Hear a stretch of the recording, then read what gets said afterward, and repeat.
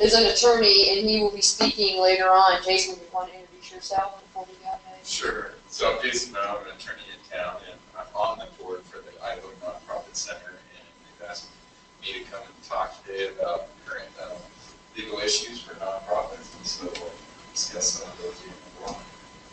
Cool. Yeah, Jason sits on our board, and he's just kind of a jack of all trades for us. We're always like, hey, we have a question on this, or what do we do with this, or do we have to have board approval for this? So we're glad Jason's here, and it always seems like whenever anyone calls our office and they start off with, I have a legal question, we're like, wait, Jason. We can't answer that. Like, let us give you Jason's name and number, and he can probably help you. So. Perfect. Well, I am all set. For those of you that are joining us online, I apologize that we are starting a little bit later. We had some technical issues, but we are ready to go now, and we just kind of started off by introducing ourselves for those of you that are here in the room. If you are joining us online, you are muted throughout this presentation so that we don't hear your dog bark or your keyboard type. But if you would like to participate or ask any questions, feel free to type it into the chat box, and we can get that going for you. So I just wanted to start off a little bit. My name is Evan Bask, and I'm the Programs and Events Coordinator at the Idaho Nonprofit Center. And I just wanted to start by showing you guys a little bit of some of our resources and things that could help you out being nonprofits. So first off, our mission is to provide resources to build a strong and accountable nonprofits and a platform to rally public involvement and gain support for the nonprofit sector. We are really here to support you in many different ways, whether that's resources, whether that's being a soapbox, whether that is providing you with trainings, or just any questions of who to talk to. We are here for you. Our promise is to inspire, connect, and advocate for a stronger Idaho. I just wanted to start off, we do an economic impact report every year, and we just kind of get some facts about Idaho nonprofits that we thought is interesting that you guys should all know. It's a great way to kind of connect with the community too, showing how strong the nonprofit community is. But there are 7,670 nonprofit organizations in Idaho. So that relates to $5.45 billion in revenue each year. So that's pretty wild when you think about it. There are about almost 55,000 nonprofit jobs, which is $3 billion in total compensation for the state. So we're pretty big. We're a big deal. We are the 6th largest employer in the sector. And then almost 400,000 Idahoan volunteers each year, which is about almost 54 million in hours of service. So again, we have a great impact on the community. These are just some good statistics to show to people when, you know, they come at you when you're a nonprofit. And then we are 5th in volunteerism for the nation. It's pretty cool. So we are a membership-based organization. We have nonprofits that are our members, and so they pay annual dues, and these are just some of our benefits. One of them is Idaho Gives. We will be heavily discounting Idaho Gives if you're a member of ours. Discounts on training, accessibility to our members-only page, free community event postings, discounts on our job board. That's a big one. If you just Google Idaho Nonprofit Jobs, our website comes up. And so if you're a member of ours, it's just $25 a post. If you're not, it's $125. So we really try and show the value in our membership by giving these big discounts on a lot of our resources. Business affiliate discounts. We also have monthly centerviews and monthly e-letters.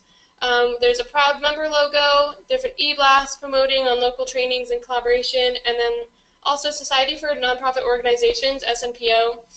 They have Grant Station, which is just a great resource of where to get grants that you're looking for. And if you were to normally contract that out directly to them, it would be about $500, $600 a year, and through us, it's about $30. So we're really just here to support you in whichever way that means, whether it's knowledge or Grant Station or posting a job, etc. We are just really here to support the nonprofits in our state. Stop me if you guys have any questions. I know I talk really fast and yeah. What are the Society for Nonprofit Organizations and Grant Station? Yeah, so those are organizations that have different resources for you. So Grant Station is basically an online website to where you can go and find different grant resources, and it's a membership that you can pay. So you can subscribe to Grant Station in order to have access to it. And then I'll take you guys through our website to show you some of these things. So it is Very helpful. The first thing that we do when people call us and they're asking us a question is say, well, are you by a computer? Because it's easier for us to show you on our website.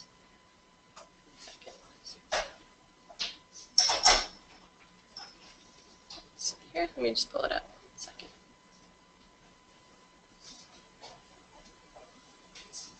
So here is our website, and this is just idahononprofits.org. Pull it up for those online. Here we go. So it's IdahoNonprofits.org. You can see the little bit about us, that mission and promise that we just went through. But one of the main things that I wanted to show you guys today was our business index. And this is where we direct people to a lot when they call us saying, I have a question about insurance, I have a question about legal. So say someone calls and says, you know, I have a question about legal, you know, I am in need of some legal service. So we have our business index here. And then, wow, look, there's Jason Mao. This is who we would refer you to.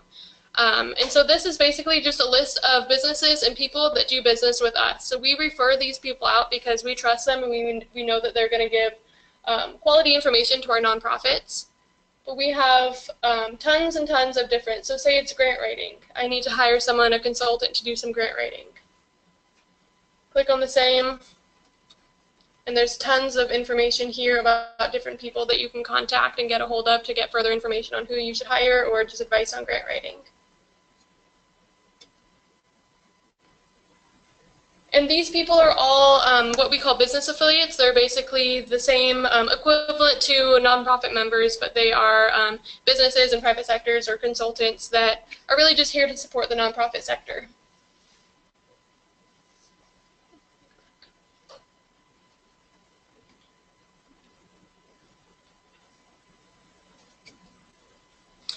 So next I wanted to tell you guys about some of our trainings and events we have. This September we'll have our nonprofit conference, and this is a 2.5-day conference where we have a variety of different trainings.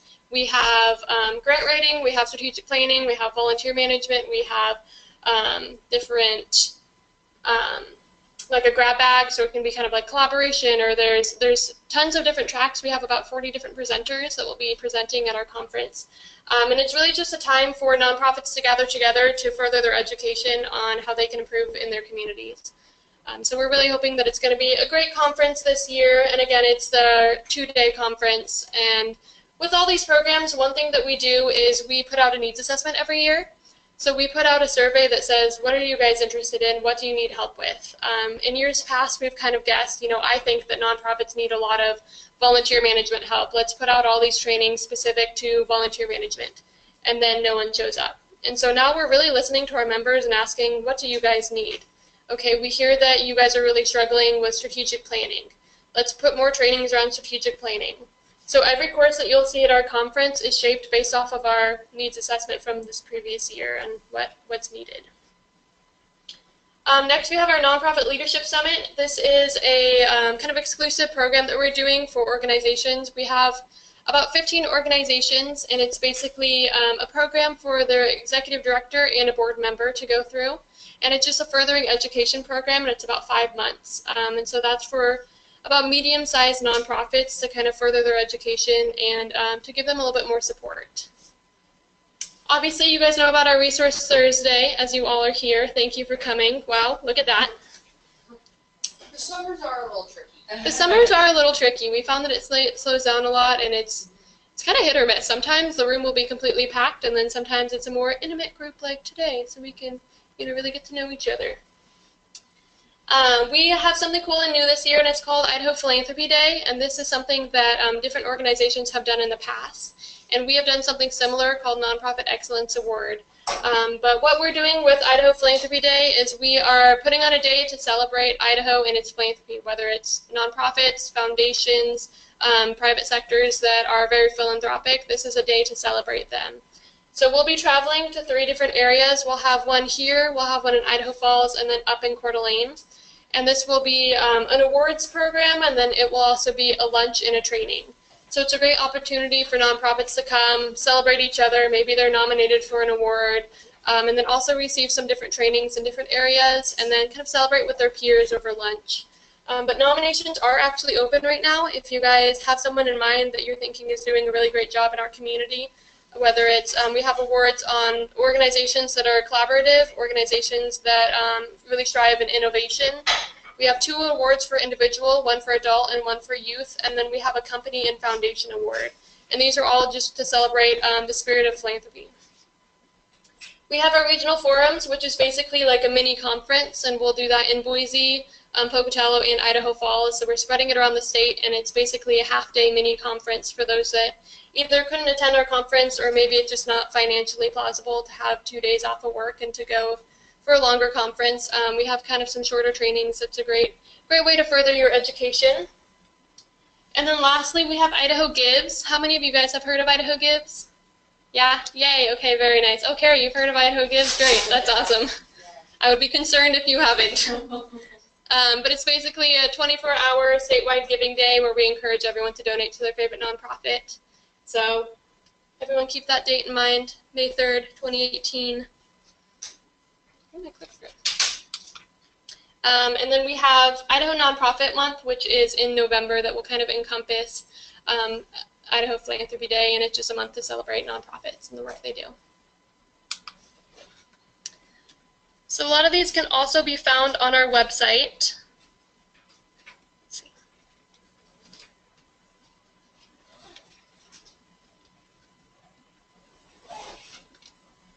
Ah, there it is. What was that? Perfect. So you can see up here you have our conference and our Idaho Philanthropy Day. We'll go to that because that's what I'm most excited about right now. But we have nominations open, and this is basically just a great place to get more information on what we're doing. We have all of our programs detailed out here. And then the main thing I want to show you guys.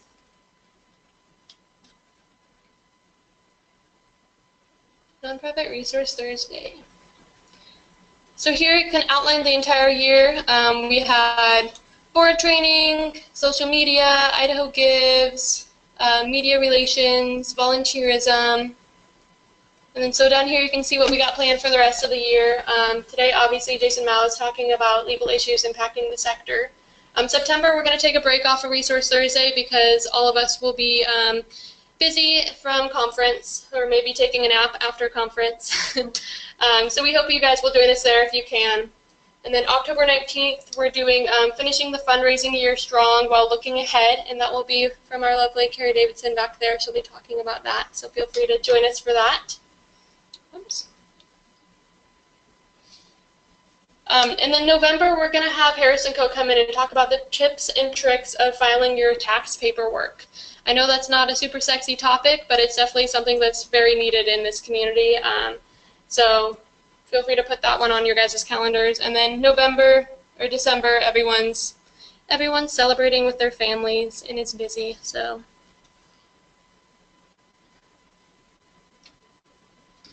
oops. Just flip back over.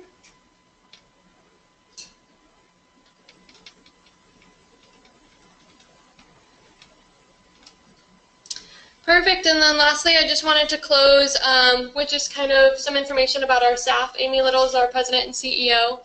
We do have a video online for under the Resource Thursday tab that kind of outlines starting a nonprofit, and she last Resource Thursday did a presentation on starting a nonprofit and just kind of outlining some tools with that, so feel free to check that out. Carrie Davidson, she's our membership and development director. She's back there. Evan Bass, programs and events. And then we hired Kim Ellsworth, who is our marketing and communications coordinator. All of our fun branding and new logos that I showed you before are all her work. She is amazing, and we call her our little unicorn because she can do everything. June Dress, when you pick up the phone and give us a call, that's who's going to answer, and she's lovely. Membership and office coordinator, she can help you with anything from registration to membership. And then lastly, we have Star, and she is our accounting specialist, and she deals with all of our invoices and billings for us. So yeah, is there any questions for me or anything that is on your mind that you would like to talk about? Cool. Is there anyone online that has any questions? I don't know whether you can answer Yeah. or somebody else may be able to. The grant station that is, I guess, $30 Mm-hmm. subscription. Yep. Does anybody know how that curious with the funding information network that's Funding. available through the library. Funding information though. Maybe Becca, you could talk more. Yeah, the Foundation Directory Online is Grantation is pretty similar to that. So I would recommend checking out the Foundation Directory Online first because it's free. Well, it's not free. The library subscribes to it, so you have access to that there. Right. So yeah. GrantStation, I think, is a little easier to search. Okay. But they have a way of the same information. Okay. Yeah. And I do want to thank the library for hosting us. We have had a great partnership with Becca, and Jody is not here tonight. But the city and the library are gracious enough to give us a very nice grant for us to be able to host resource Thursday here, and then to let you guys know also about Foundation Station. And then it's not just their online, but they have an enormous selection of grant writing books and anything that you need to know about fundraising and boards and anything like that. So if you guys have a couple minutes after Jason's presentation, we would love for you to ask Becca any questions that you might have, or to spend some time with their resources that are just right outside the door here. But we greatly appreciate everything that the library does for us. Yeah. Perfect. With that, I can turn it over to Jason. Let me just flip through and get ready here. Oops. Cool.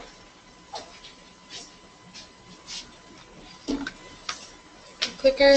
Anything else you need? No? Doesn't matter if you need me to stand. You can, or I can. Where are you most comfortable? And I'll move the camera towards you. I guess right here. So Cool. Perfect. Let me just.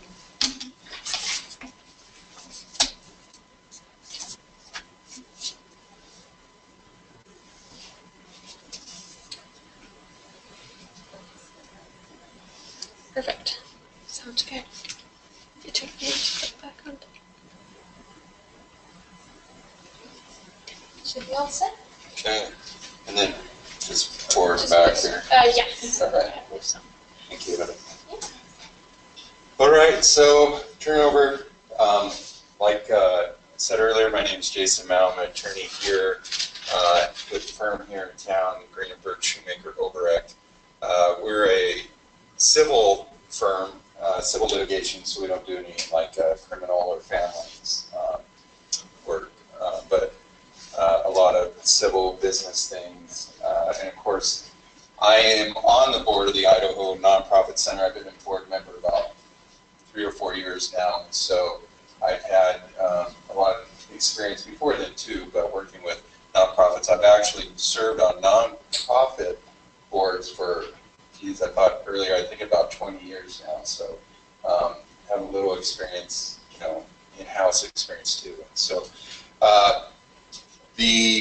and so as a board member of Idaho Nonprofit Center, and then I'm one of their business affiliates, I do get, as you see, some referrals, questions that come into them first. Of course, once they start talking, some hard ones, they hand it over to me, and I get all kinds of interesting questions, and I love it. It's great. I know it's going to happen each day. Keeps a variety, you know, each day. So today, what I'm going to cover, you know, when we say, what's the title of my thing? Legal issues impacting a nonprofit center or sector. Once you say legal issues, that could be almost anything. There's so many things that are connected to the law, but hopefully I can focus on, you know, just kind of the initial things that all nonprofits have to worry about when they're starting up a nonprofit organization, or, you know, those first couple of years of getting on the road and going. The nonprofit, like Evan was talking about, you know, you have a lot of, hopefully you have put a lot of thought into starting a nonprofit. And I would recommend sitting in and watching that presentation from last month, or 2 months ago, Amy Little. She did it, just giving some very good information on starting a nonprofit and the thoughts you should have before you kind of jump in and start finding things. The one thing that I would recommend is make sure you have a plan to be sustainable for the future. You know, don't go in with a plan before you start filing permits. There's a lot of things to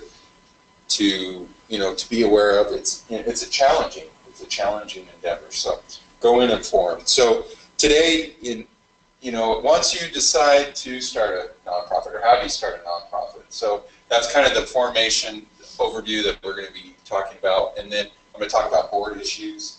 You start with that initial board.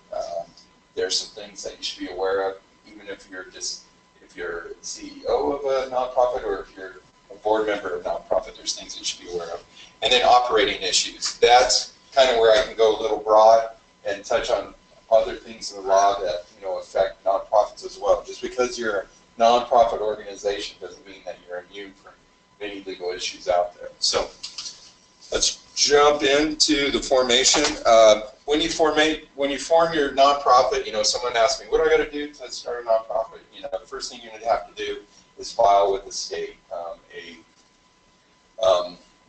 articles of incorporation. The state has made it easier. They actually have a form online. You just fill it in, pay the small.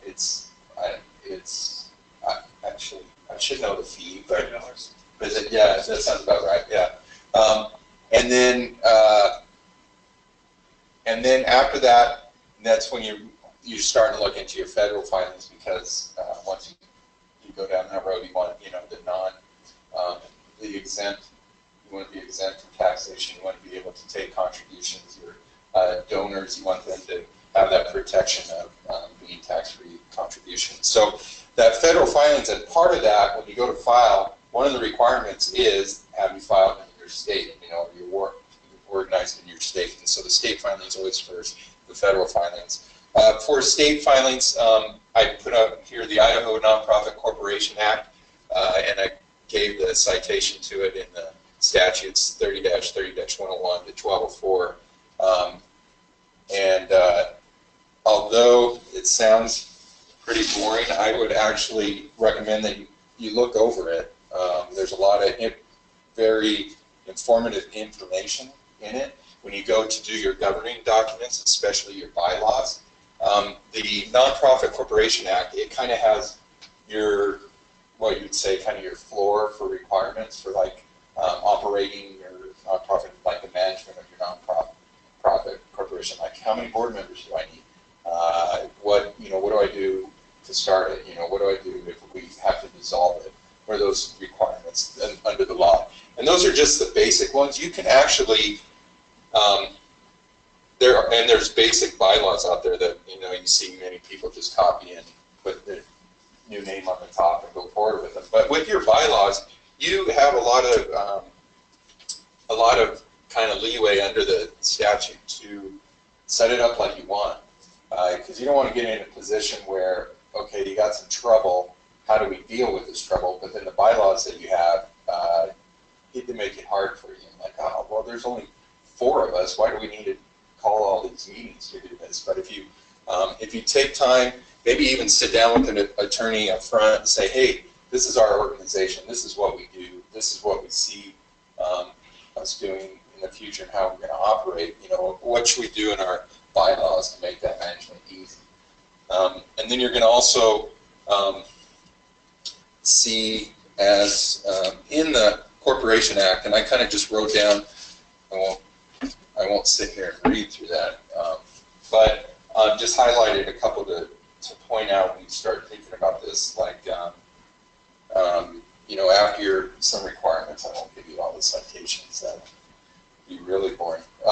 So after your incorporation, you're required to have a meeting. In that meeting, you should be, if you already haven't designated who your initial board members are, you should be designating your board members. You should be adopting your bylaws, and just so you're required to have that meeting right away. Then, for bylaws, unless otherwise stated in your bylaws, when you start up your organization, when you file, it is under law, kind of just by default, that you're going to be perpetually duration, so it's going to go on forever. you can set it for, you know, 90 years or a certain time, but otherwise, if you don't say anything in your bylaws, it will be perpetual. And that may or may not be an issue with you as you start up, but it may be something you want to look into. Of course, you have to have a board of directors. With charitable organizations, you have to have at least 3. If you're a religious organization, you only have to have 1, but all other organizations have to have at least 3 board of directors. They must be individuals. You can't have like an LLC serving as one of your board members. And there's procedures. There's procedures by law for how you can remove a board member, but you can also, in your bylaws, make it a little easier or make it a little more difficult depending on how much leeway you want to give your board members or how many board members you have. And when I say board members, I mean your board of directors, because you can actually have what you would call members of your nonprofit corporation. It might be maybe a club where people pay dues, and then them as members can actually elect your board of directors. And so there's, under law, if you do have it set up that way, there's a way for the members then to vote out a board member. You're not required to have members, but you are required to have a board of directors. And then again, board of directors, there's usually a supermajority vote to be able to get rid of a director, but you can change that. There's a kind of a floor requirement for a quorum for your meetings. That's, you know, at least 1/3 of your board members, or if you don't have a lot of board members, it's 2 at a minimum. Again, you can change that in your bylaws. The duties, I'll go over that. There's actually duties that each board member has by law. And then there's information in the statute too about how you can indemnify some of your directors or your officers, your employees. That means if they get named in a suit, maybe you indemnify them and you're going to cover the costs. And that helps, you know, get board members on. They're not going to come and serve your board if they're going to be liable for a suit down the road. So, and then the records, I put minutes and resolutions here too, because you are required as a organization to keep records of your meetings. Be concise with your minutes. They don't have to be, you know, word by word or anything, but be concise in what was covered in your meetings. And then the members, all members and board directors, they are entitled to view the records at a reasonable time. They can't just come in and say, hey, you know, let me get into the computer, let me see the records. You know, it has to be a reasonable time for the organization and the board. So minutes, resolutions, I put resolutions. Some of your smaller organizations probably are not going to need. Do you want to allow Mozzie Pro? Probably not. Huh? The backup was successful. Yeah. So resolutions, usually your smaller organizations may not need any resolutions, but some of your bigger ones might, if there's doing some transactional work, maybe some assets they're selling or taking title of. There'll need to be a resolution of the board giving authority towards the organization to move forward in that direction, or maybe one of the, usually like the chairperson or the president of the organization to sign the documents for that transaction.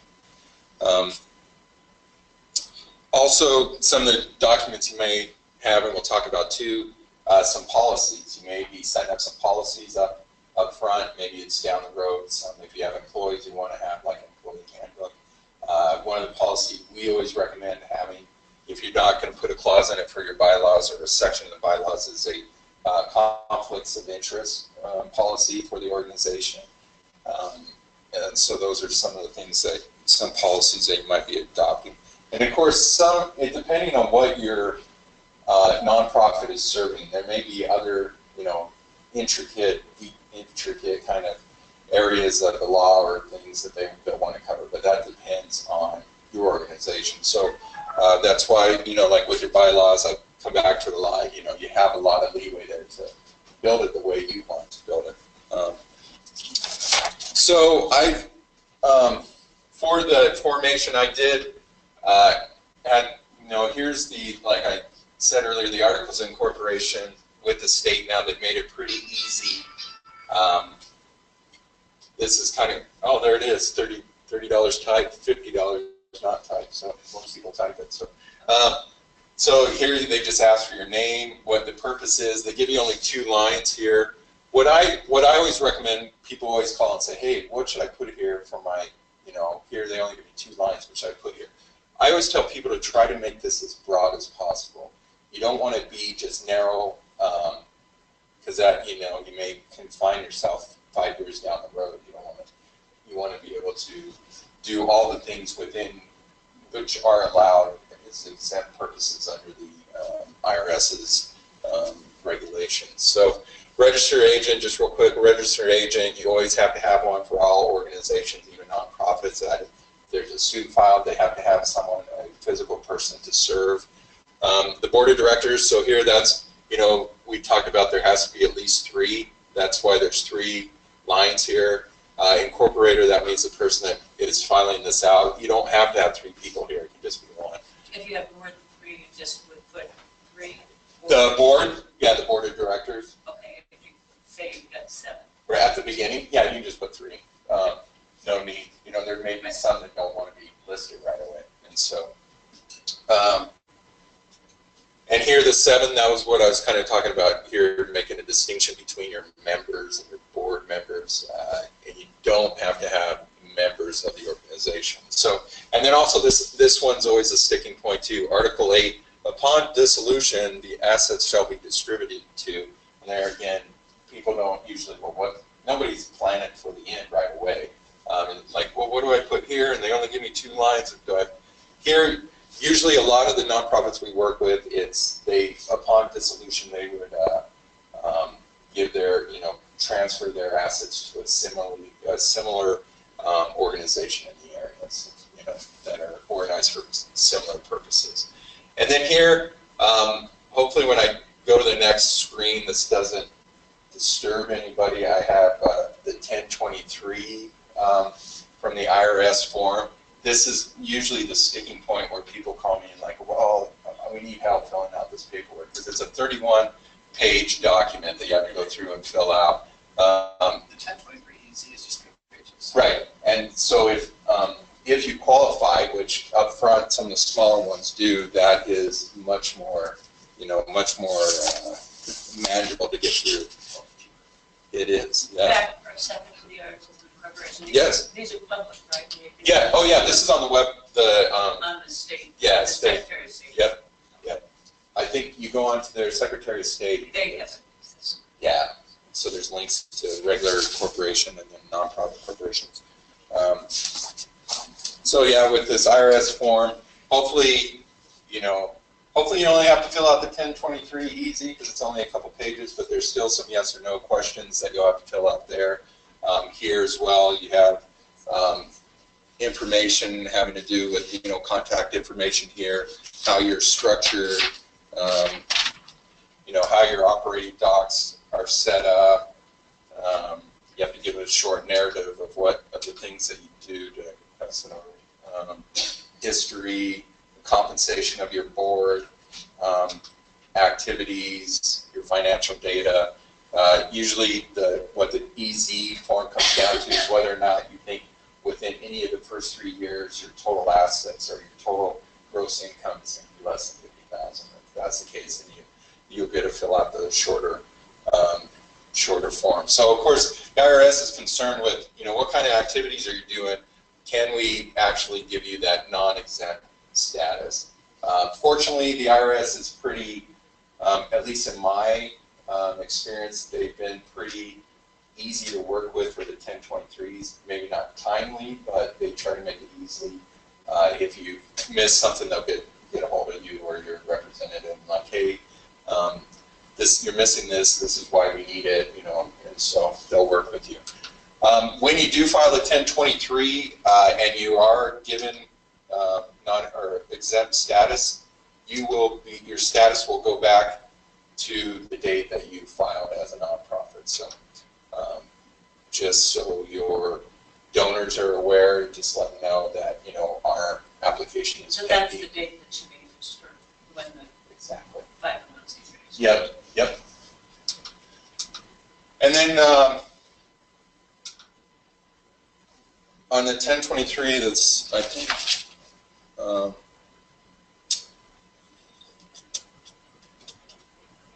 was I going to say? And when you are thinking about jumping into that, there's actually a form on the IRS website. It's called the 557 publication. If you read through that, that gives you a lot of information as well, and I think that's very helpful. Very easy to go through.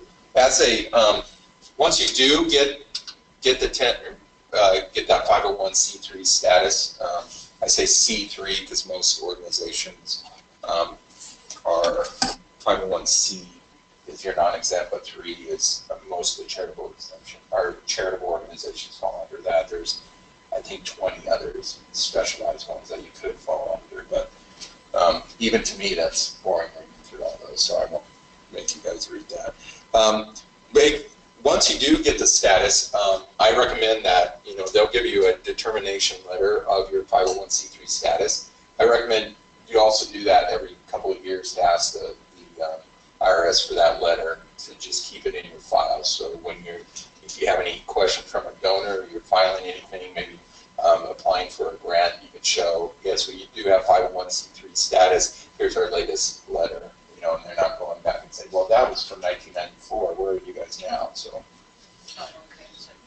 So yeah, you can get that. I think it was revoked or something. Maybe. And there is, you know, you can go online and look them organization up by their EIN number, but most people don't want to go through all that. You know, if you can just show them your latest determination letter, that's So do you just ask the IRS for renewal? Yeah, or the letter, yeah. And I've never done it, so to be honest, I'm not sure what the process is in getting it, but I know that it's fairly easy to do so.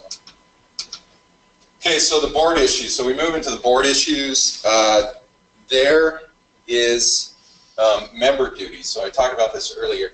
A board of director has the same kind of fiduciary duties as, you know, when you say fiduciary, ooh, this is kind of scary. So it's kind of like a trustee taking care of a trust. You have those kind of duties. And so a lot of boards are not aware of those duties. Even the Nonprofit Center, we did a board retreat earlier this year, and I did just a short presentation on these board duties, and some of them were like, wow, thanks for going through these, because, you know, as a board member, I've never, you know, in other organizations, we never talk about those kind of things, but it's very important what your duties are as a member. The main thing, there's a good publication out there that the Attorney General, the Office of the Attorney General has put out. It's the Service on a Idaho Nonprofit Board of Directors, and it goes into a lot of things that a board member. It's just Service on Idaho Nonprofit Board of Directors, and you can get to that. Just search it from the materials on the Attorney General's website. I think they have a consumer protection one. I think a landlord tenant kind of guide, and so this is another one that they have, and it outlines some of the rights that you have as a board member, and also the important duties. So your duty of care, the first one, that's, you know, I kind of just boiled it down. You know, you're supposed to act with common sense and with an informed judgment. If you look in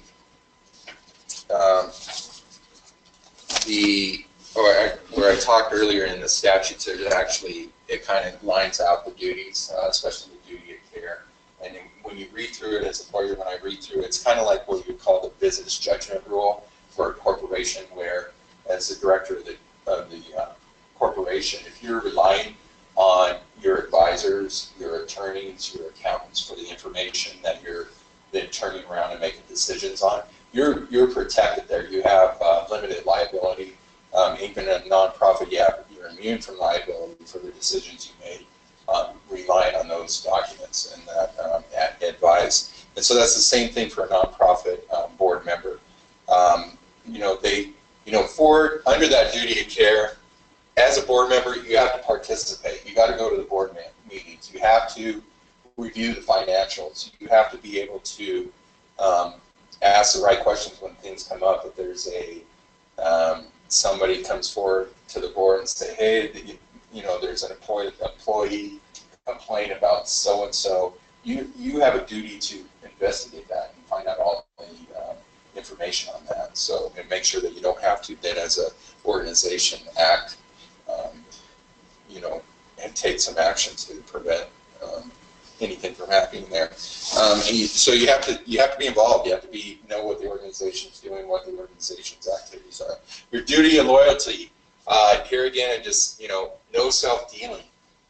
You have a duty to, as you take part in these board meetings and you're taking part in this board business, you're going to learn, depending on your organization, you may be learning information that may be beneficial to you or your to family in a business sense, for, like, I guess you could say for me, if I knew that a really ugly legal issue was coming up for the nonprofit center, I'd be like, hey guys, hire me, I can take care of that. But that would be a conflict of interest.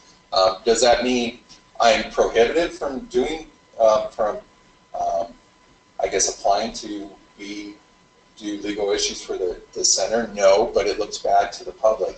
And that's why kind of the board would need to vet that. And that's why you should have a conflict of interest policy for any time that something comes up like that. And that's kind of an extreme example, but things like that would come up. And so it would have to be, so something like that, since we're going on that example, something like that, we'd have to get the board together and say, hey, we have this issue coming up. Jason said he can help us deal with it, but, and then I would have to be out of that meeting. Then they would have to vote, can we hire him, and think about those things. This is, him professionally, it would be it might, it benefits him because we'd be paying him to do this, but is it in the best interest of the organization to hire him, or is there someone better out there, better equipped for it? So those are things, and then you keep those records in your minutes that you have vetted those things, that you have taken care of those conflict of interest, because you don't want to be liable for any decision that you did make down the road. And then that's where you go back to this duty of loyalty, this being able to rely on the information, the advice that you got, then you would be immune from suit. It doesn't mean that someone won't file a suit, it just means that you won't be held liable in the end. Do you have a question? Yes. Do you know if the Attorney General's pamphlet covers anything about conflicts policies, or do you have any suggestions about it? Yes. Yeah, so on that, I think they do go into conflicts a little bit. Actually, I think in the 1023, the big application, I think there's actually an example, or at least in the instructions for 1023, they have example conflicts of interest policies. Okay. And there again, maybe your organization needs a really in-depth one, especially if you have lots of employees. Maybe you want to include your executive director in this conflicts policy. So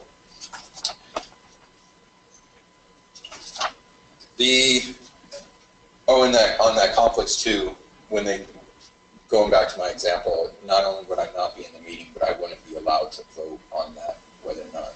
I think you guys all understand that. Duty of obedience. So this is kind of one that's, these two for sure for-profit organizations have these duties as a board member in a, a corporation.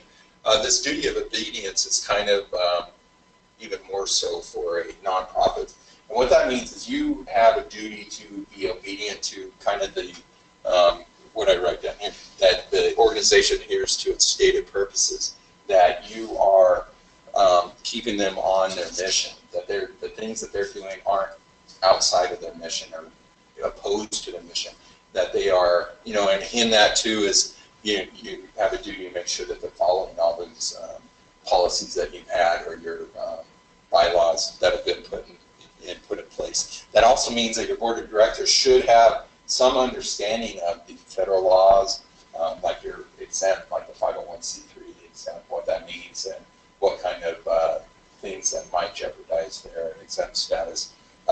Should know Idaho law, like I said, the Corporation Act, the Nonprofit Corporation Act. They should know, you're on the board, you should know what the bylaws and the policies of the board are. And you should you should make sure that the financial records are keeping current, that they, and they're keeping copies of them, that they're available to all the board. And the big one, and this is actually the big, well, I say big one because this is probably the biggest time that the state attorney general will get involved, is when you are not paying attention to what your donors' intentions are with their donations. Some donors just give, hey, I'd like your cause, here's some money, I hope this helps you.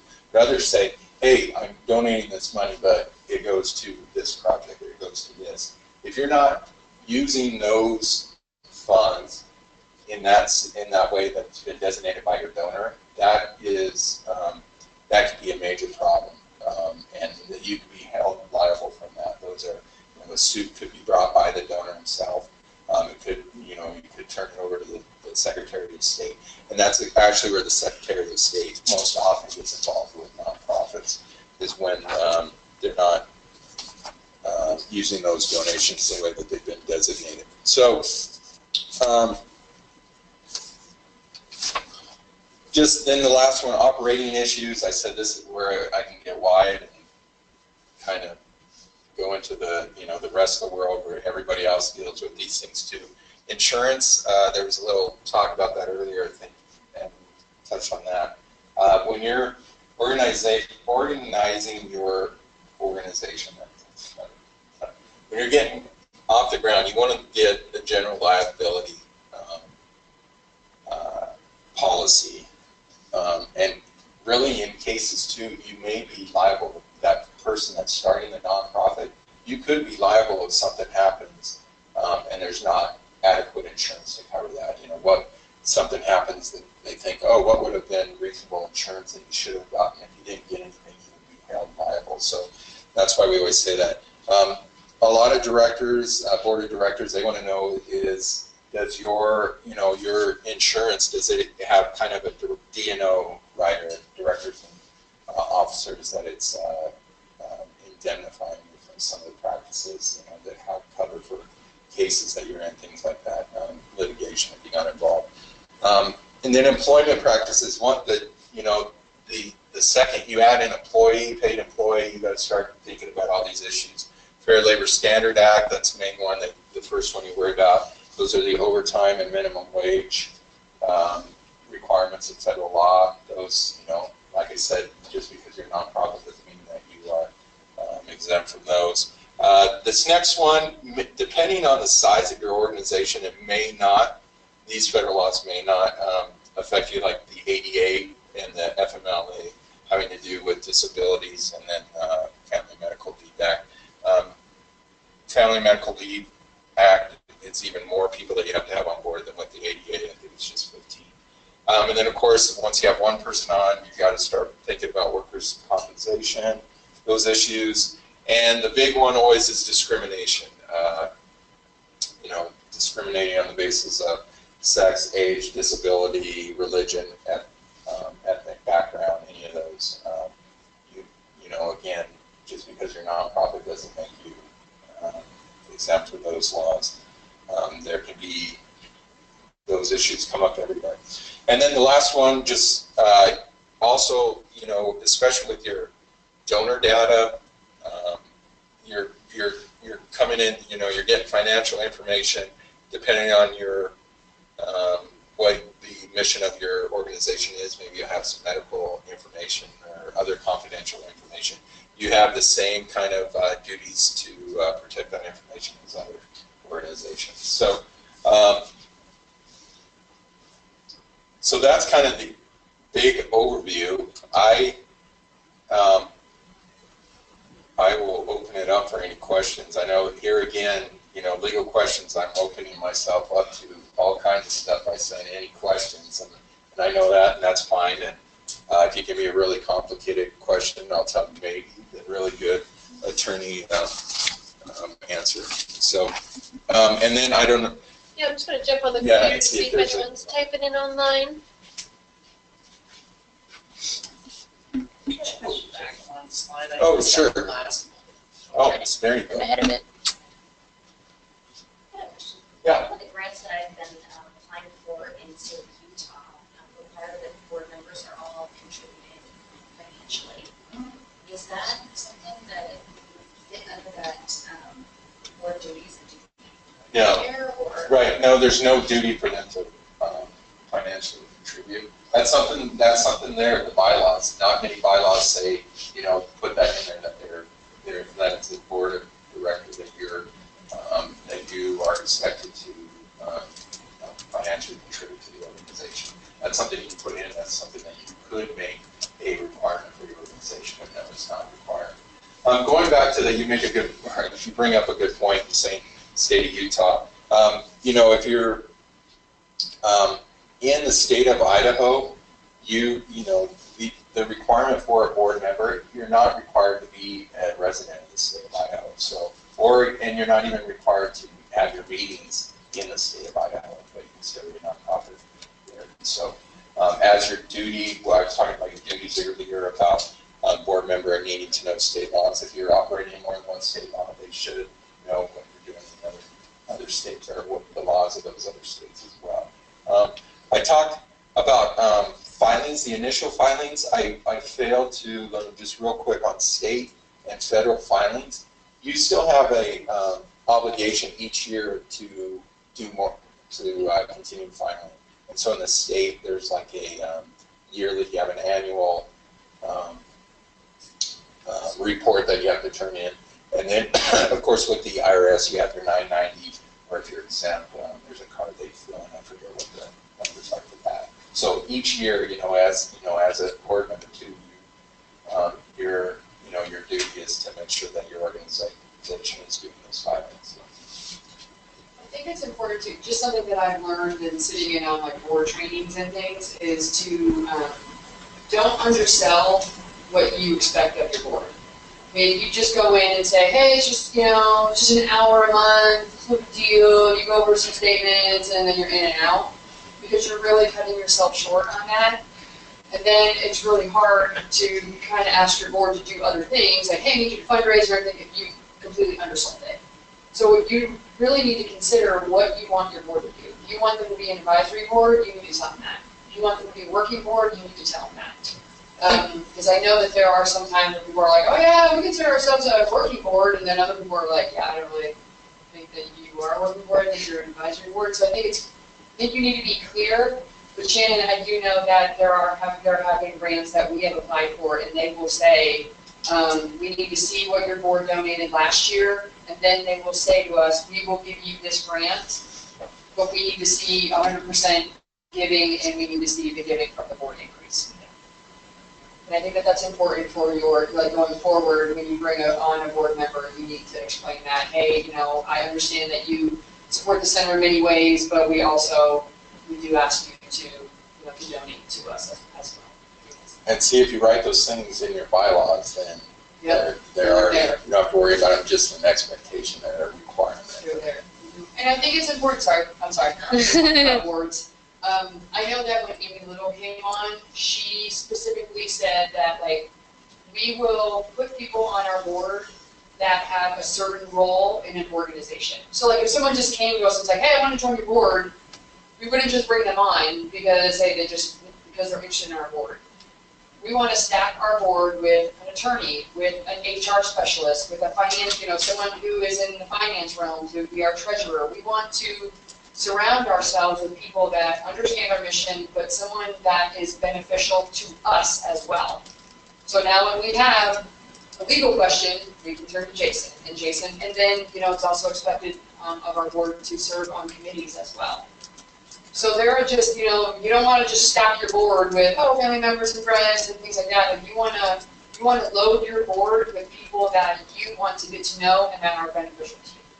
So, my disclosure that I have to add there, as a board, it is good to have a lot of advice, a wide variety of advice. Just when you do, find an attorney crazy enough to serve on your board, or he was already on your board when you got there, remember that, you know, it's kind of a conflict for, he's serving on, you know, as a board member, I'm advising the organization, but that doesn't mean there's still that conflict if I'm doing legal work for the organization. So I have to keep that, you know, kind of separate and make sure that there's that understanding there. So you had a question? Yeah, you mentioned like the misuse of donated funds. Yes.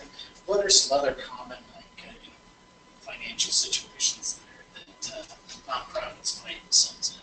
So that's one. If they haven't designated that within their system, maybe they made a note of it, but then they put it in an account and just forgot about it, or they got separated in an account somewhere, so they'll get in trouble there when it starts pulling from that. Maybe one that came up recently, someone founded it, and then there was, you know, and then the board met, and then all of a sudden the founder found out, oh, you know, the board I put around me, they don't have the same vision as I do, you know, I'm out of here. And so then everybody else is left, oh no, what do we do with the accounts out there and everything? Before they talked to me, they had gotten advice to just start a whole new nonprofit. Maybe that's the way to go, but it may be, you know, if you have your bylaws set up, you know, where you have something where you can just kind of change over the leadership, you won't have a lot of trouble then when you transfer all those funds. Those are some of the financial ones they worry about. Another financial things that you might have to worry about if you get big enough and you own actual real property or assets, the county and the way that they tax is different than the IRS. Their standards for property exemptions, property tax exemptions, are way different than just, hey, wait, I'm a 501c3 company. They don't care. There's some added steps that you have to, Idaho law that you have to meet those requirements. And so a lot of organizations, even, you know, they own the property, but they lease it to somebody else. You know, little things like that could jeopardize their tax exemption. So those are some examples. Maybe some others will come to me. Yes. Is DNO coverage fairly standard, or? I think so. Okay. I think this would be, is it Doug that does a lot of the Doug, initiative? yeah. I think you go talk to someone like Doug, he'll be like, oh, you have to get DNO with it. I think most of the time it is standard that it comes with. Doug is good. Doug Caldwell, and he's Yeah. with HC Insurance. And then if you go to IdahoNonprofits.org and then our business index, there's a little insurance one, so that you have a couple of different insurance representatives. He's great. He deals If you're with it. planning on attending conference in 3 weeks, you will have an exhibitor there as well. That's a quick clarification. One of the references you were talking about, where is that found online? Which, Um, the statutory or? I think so. So like statutory, the Idaho code, like the, there's like the legislature website that's the, I guess the best source right there. Just go straight to there. And then was the other one the conflict of interest policy, or? Oh, the conflict of interest policy. So that was something that was at the end of, I think, the IRS instructions for the 1023. Okay. Any questions? So with nonprofits too, here in Boise, I'll say this, not only with Resource Thursdays, sometimes we have a panel of people that I've sat on at meetings and answer kind of open questions as well. There's also the Idaho Volunteer Lawyers Program through the Idaho Bar that I'm a member of, and they actually do a nonprofit and startup clinic, and they do it here in the same building, or same room. And I think that's First Thursday. yeah, for 6 a.m. 4 o'clock. At 4 o'clock. In this And room. sometimes I'm here for those and sometimes that. It's the Idaho Volunteers Lawyers Program, nonprofit and business startup clinic. And it's here at the library, same room, first Thursday every month at 4 o'clock. You can ask them any questions about like paperwork to fill out, like, hey, I want to start a business, but I don't know the difference between a nonprofit and a for-profit. What's the different paperwork? What can you tell me about H elections? About what? About H elections, if we're gonna start getting into lobbying. Oh. So, and you're asking for, on the purpose of you don't want to jeopardize your thing. Yeah. So that, there's, many people think, and the IRS, I think when you just first look on their website or talk about the requirements of the nonprofit, I think people think, oh my gosh, I can't do anything political.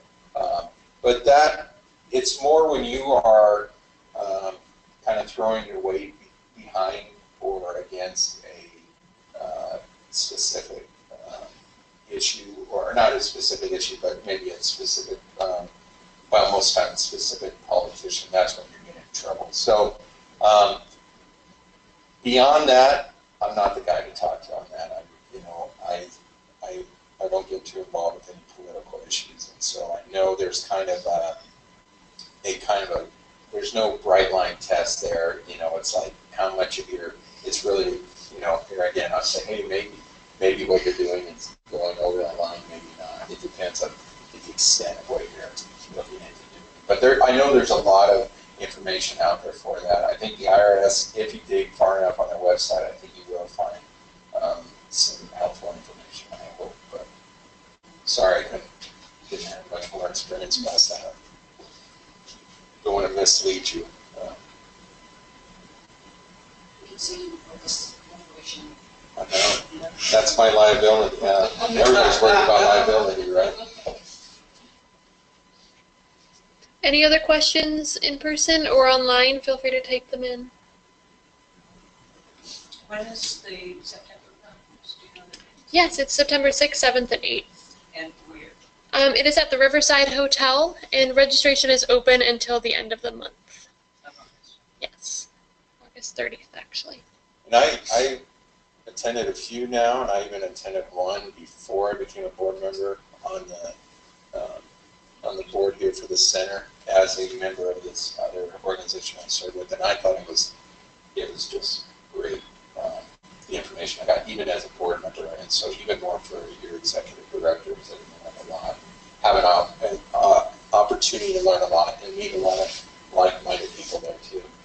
We've really tried to diversify it this year too, so it's not, just one position in one level. We have beginner to advanced. We have marketing positions to executive director to volunteer management. Is we registered on the website? Yes, on our website, IdahoNonprofits.org, and then we have a little conference tab that can pull you down to registration.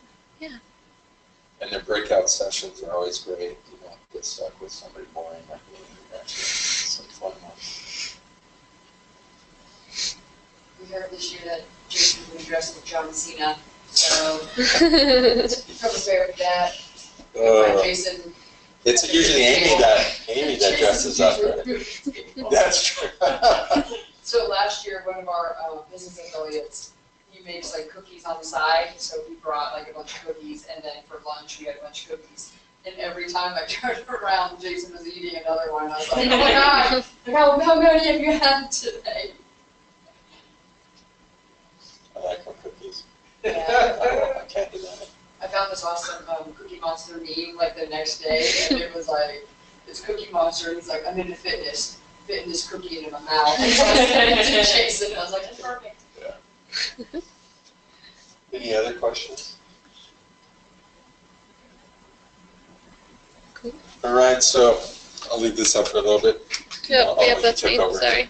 So there's some contact information, or you can call into the Nonprofit Center, and they'll probably give you the same number to call. So. Yeah, we will. We don't answer legal questions. We greatly appreciate you guys attending, Yeah. especially in August. We know it's kind of, Back to school. back to school, and there's a lot of stuff going on, especially with the eclipse, down. Coming out with that, so we appreciate it. Thanks for hosting us again, Becca. Yes, and thank you, Jason. Library-related questions? Yeah. Right. Station. Thank you, Jason. We really appreciate it. Yeah. Thank you.